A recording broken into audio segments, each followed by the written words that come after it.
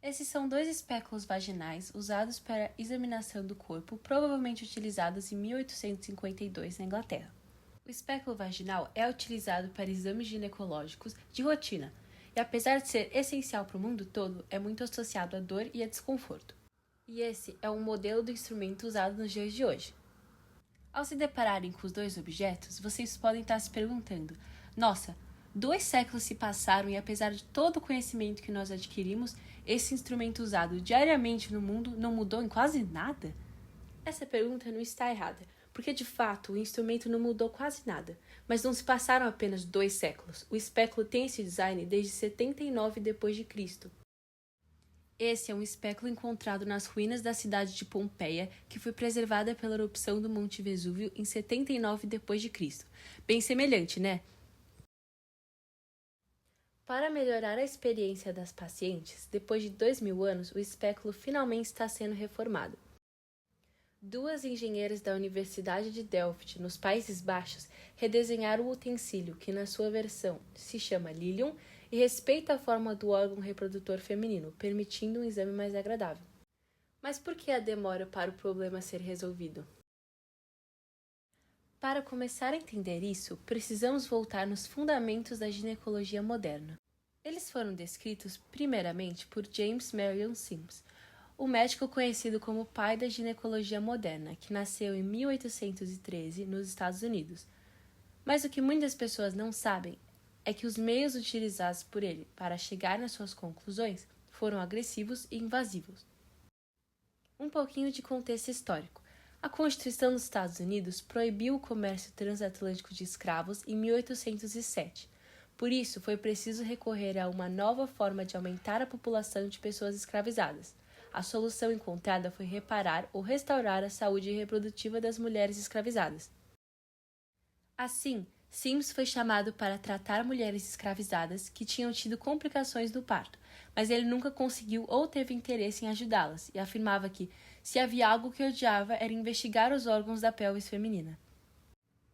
Essa postura mudou quando conheceu uma mulher branca que veio consultá-lo. Assim, ele criou um hospital em Alabama dedicado às suas pesquisas. Para isso, ele tomou posse de 10 mulheres escravizadas, em que ele performou dezenas de cirurgias sem consentimento e sem anestesia. Com isso, ele fez várias descobertas para o campo da ginecologia, mas apoiando-se na violência e na objetificação dos corpos de várias mulheres negras escravizadas. Ou seja, desde o início, a ginecologia não foi criada para ajudar a mulher, mas sim baseada na violência e na objetificação dos corpos femininos, resultando em uma ginecologia no qual as pacientes se sentem desconfortáveis a fazer o exame de rotina e às vezes não são escutadas. Desse modo, eu, Beatriz Brunito de Faria, com a minha tutora Teresa Chaves, pretendo explicar com o meu projeto de iniciação científica como os vieses de raça e gênero influenciam o estudo científico no campo da obstetrícia e da ginecologia. Em primeiro plano, as áreas de pesquisa partem do fato de que, na sociedade contemporânea, o homem é visto como padrão, como o maior representante da espécie humana, tornando assim as experiências femininas completamente nichadas. Você já ouviu falar em enfoque masculino salvo indicação contrária? Esse é o termo usado na área acadêmica para descrever a tomada de um foco exclusivamente masculino, caso não haja uma indicação contrária. E esse modo de pensar traz muitas consequências, inclusive no sistema de saúde. Por isso, há uma lacuna de dados na grade curricular e nos livros de medicina. Historicamente, supõe-se que não há grandes diferenças entre homens e mulheres, tirando o sistema reprodutor. Assim, durante anos, tudo que era masculino foi considerado normal, enquanto o feminino atípico. Como consequência, o corpo masculino aparece 3 vezes mais do que o feminino em ilustrações em livros didáticos que fazem referência às partes neutras do corpo. E em poucos cursos na área de saúde, há aulas obrigatórias que falam especificamente sobre mulheres. Além disso, há a exclusão das mulheres na área de pesquisa. Muitas vezes, os corpos femininos são propositalmente excluídos de testes por serem demasiado complexos e variáveis. As mulheres são mais difíceis de serem recrutadas, pois têm mais responsabilidades, então é mais fácil excluí-las do que adaptar as programações dos testes. Quando há testes com mulheres, eles costumam ser feitos na fase folicular do ciclo menstrual, período em que os níveis hormonais estão no seu ponto mais baixo, ou seja, momento em que as mulheres estão mais parecidas com os homens. Mulheres nem aparecem nas pesquisas sobre doenças majoritariamente femininas, tal como a depressão. E em muitos casos, se o objeto de pesquisa não servir para os homens, suas pesquisas serão encerradas. Um exemplo é o Viagra. Em 2013, supostamente, a cura para a cólica teria sido encontrada, citrato de sildenafila, princípio ativo do Viagra. Remédio que, em 1996, começou como tratamento para insuficiência cardíaca, mas todos os pacientes dos testes clínicos relataram que o remédio provocava ereções.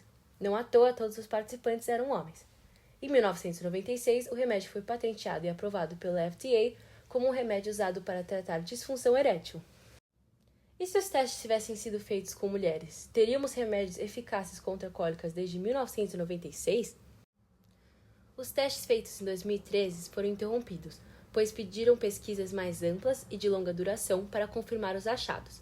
Mas, de acordo com o Dr. Richard Legro, que comandou o projeto, essas pesquisas adicionais nunca foram feitas por conta da falta de verbas. Além disso, o doutor contou que ele se candidatou 2 vezes a financiamento pelo NIH, mas foi rejeitado nas 2 vezes com a justificativa de que os responsáveis não veem a cólica, cujo termo médico é dismenorreia, como problema prioritário de saúde pública. Tampouco entenderam bem o projeto de testes clínicos para a dismenorreia. Assim, o doutor afirmou que os homens não tentam entender a dismenorreia, daí é uma comissão exclusivamente feminina. Isso nos leva à terceira consequência, a falta de financiamento. Todas essas pesquisas e as prioridades a serem pesquisadas são controladas e definidas por quem tem poder, ou seja, quem tem dinheiro. Mas a saúde da mulher é subfinanciada e pouco estudada. O Dr. Lego aprofunda ainda mais essa ideia ao afirmar que os laboratórios podem não querer se arriscar com testes em mulheres que possam resultar em contraindicações do Viagra para homens. Além disso, ele diz que os projetos iniciados por pesquisadores normalmente não são financiados, pois os laboratórios não têm uma previsão de quanto eles lucrarão com o remédio. Assim, chegamos à conclusão de que aqui se encontra a lacuna de dados previamente mencionada. Simplesmente não existe muita pesquisa sobre dismenorreia. Assim, os laboratórios não conseguem saber o quanto lucrariam com a droga. Então, não iniciam novas pesquisas e o problema nunca é resolvido. Portanto, áreas da medicina em que o foco é a mulher, como a ginecologia e a obstetrícia, são as áreas mais afetadas pelos problemas descritos. Com isso, o fenômeno da violência obstétrica nasce. A violência obstétrica é todo o ato praticado pelo médico, pela equipe do hospital, por um familiar ou acompanhante que ofenda de forma verbal ou física as mulheres gestantes em trabalho de parto ou ainda em período puerpério. A violência obstétrica frequentemente se manifesta em ações como a equipe médica não ouvir as queixas e dúvidas de uma mulher internada em trabalho de parto, fazer a gestante ou parturiente acreditar que precisa de uma cesariana quando essa não se faz necessária, submeter a mulher a procedimentos dolorosos, desnecessários ou humilhantes, deixar de aplicar anestesia na parturiente quando esta assim o requerer, proceder à episiotomia quando essa não é realmente imprescindível, fazer qualquer procedimento sem previamente pedir permissão ou explicar com palavras simples o que está sendo oferecido ou recomendado, e entre outros.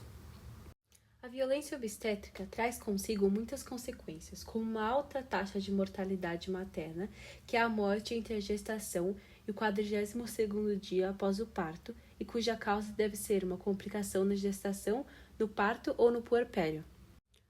No Brasil, com os dados mais recentes consultados no Observatório da Saúde Pública, a razão de mortalidade materna, que é a relação do número de óbitos maternos por 100 mil nascidos vivos, foi de 54,5 a cada 100 mil nascidos vivos em 2022.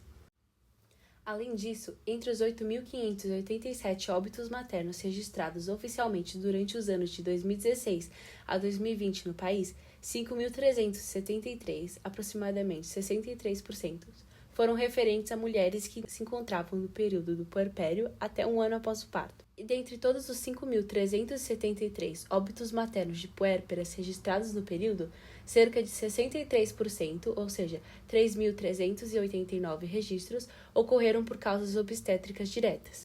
A mortalidade materna por causas diretas é a morte que ocorre por complicações na gestação, no parto ou no puerpério devido a intervenções, omissões, tratamento incorreto ou uma cadeia de eventos resultantes de quaisquer dessas causas mencionadas.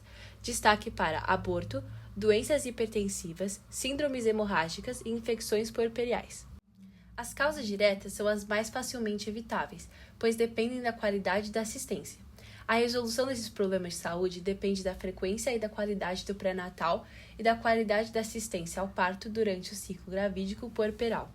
Ou seja, dos 5.373 óbitos de puérperas, provavelmente 3.389 eram evitáveis.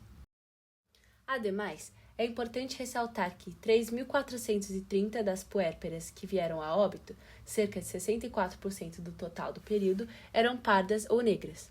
Esse dado indica a existência de um fenômeno chamado racismo obstétrico, que é a violência contra gestantes baseada no racismo estrutural.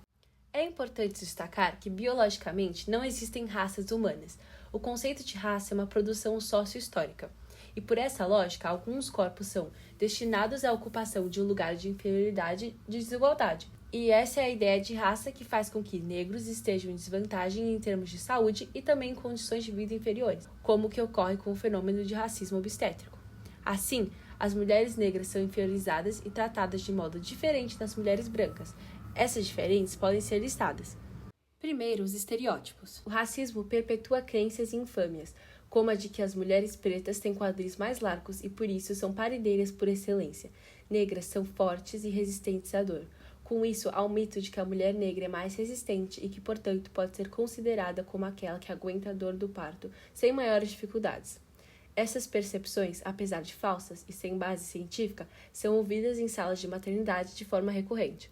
Mulheres negras também estão mais predispostas a sofrerem outros tipos de violências derivadas do racismo estrutural e racismo individual. Um exemplo é que a mulher negra que está em trabalho de parto ouve com muito mais frequência ofensas ou brincadeiras relacionadas à sua cor de pele que jamais seriam dirigidas para uma pessoa branca. Um outro exemplo é que há um conjunto de procedimentos feitos de forma inadequada. A pessoa negra recebe menos informações do que precisa, é atendida com rapidez, suas queixas não são admitidas como legítimas, é responsabilizada pelos seus problemas de saúde e são por vezes submetidas a procedimentos desnecessários ou são negados procedimentos necessários para uma visita hospitalar digna. Por exemplo, 37,3% das mulheres brancas recebem medicamento para alívio da dor, analgesia epidural no parto. A taxa entre mulheres negras é de 27%. Por outro lado, as mulheres negras são submetidas mais frequentemente a manobras desnecessárias para acelerar o trabalho de parto, 38,4% versus 34% nas mulheres brancas. Além da violência direta contra pacientes negros, o racismo percorre a medicina em forma de racismo institucional, a falha coletiva de instituições, públicas ou privadas, em promover serviços adequados a pessoas devido à sua cor, cultura ou origem étnica. Essa forma de preconceito pode ser vista quando há menos médicos e menos pesquisas dedicadas a essas pessoas, de modo a promover um aumento na lacuna de dados, quando há um menor acesso à saúde por mulheres negras. Por exemplo, é um ato discriminatório quando os horários de funcionamento dos serviços de saúde são muito restritivos, dificultando o acesso da população mais pobre, que no Brasil é majoritariamente composta por negros e negras. Outra prática comum que mascara o racismo é quando o médico deixa de prescrever um determinado tratamento porque julga que aquela paciente pobre não vai conseguir fazê-lo. E quando há um menor acesso a consultas de pré-natal. No Brasil, apenas 68% das mulheres negras tiveram pré-natal adequado em 2019, enquanto esse indicador superou 81% para as mulheres brancas. O pré-natal é fundamental para a prevenção e detecção precoce tanto de patologias maternas quanto de patologias fetais. Um exemplo é a sífilis congênita, que é uma infecção transmitida da gestante para o feto via placenta, que ocorre quando a gestante com sífilis não é tratada ou recebe tratamento inadequado e pode causar aborto, morte fetal, prematuridade, surdez, cegueira, alterações ósseas e problemas neurológicos no bebê, mas pode ser facilmente evitada com acesso a um pré-natal de qualidade. Porém, doenças como essa tendem a prevalecer na população negra, dado que mais 70% das crianças com sífilis congênita são filhas de mães negras. Os dados que você acabou de ver não são coincidências. Quando 64% das puérperas que morrem são pardas ou negras, quando mulheres negras que recebem menos analgesia no parto e são submetidas mais frequentemente a manobras desnecessárias, quando apenas 68% delas chegam a um pré-natal adequado, estamos diante dos efeitos de uma história que nunca foi encerrada. O racismo estrutural chegou até aqui porque foi construído sistematicamente, mesmo quando a ciência se pretende neutra. O historiador Yuval Noah Harari diz que estudamos história não para conhecer o passado, mas para nos libertarmos dele. O senso comum nos dita que o presente é natural, inevitável, que as coisas são como são porque sempre foram assim. A história serve exatamente para romper essa ilusão. O que existe hoje foi construído por escolhas humanas, e o que foi construído pode ser desconstruído e refeito. O enfoque masculino como padrão, o subfinanciamento, a falta de acesso e violência são escolhas. Então, o que nos impede de escolhermos um novo caminho? Um caminho que, para transformar a medicina, entendemos o que a formou. E isso pode ser feito de forma prática, escutando as pacientes, financiando pesquisas sobre o corpo feminino, formando mais médicas, garantindo que o pré-natal chegue a quem mais precisa. Ou seja, questionando os protocolos que foram naturalizados sem jamais terem sido questionados. O espéculo finalmente está sendo redesenhado depois de 2000 anos. Isso mostra que a mudança é possível, mas que ela não acontece sozinha. Ela precisa de alguém que se recuse a aceitar que as coisas não são assim porque sempre foram. Esse é o papel da ciência quando ela está a serviço da vida. Não apenas descrever o mundo como ele é, mas perguntar por que ele é assim e imaginar como ele poderia ser diferente.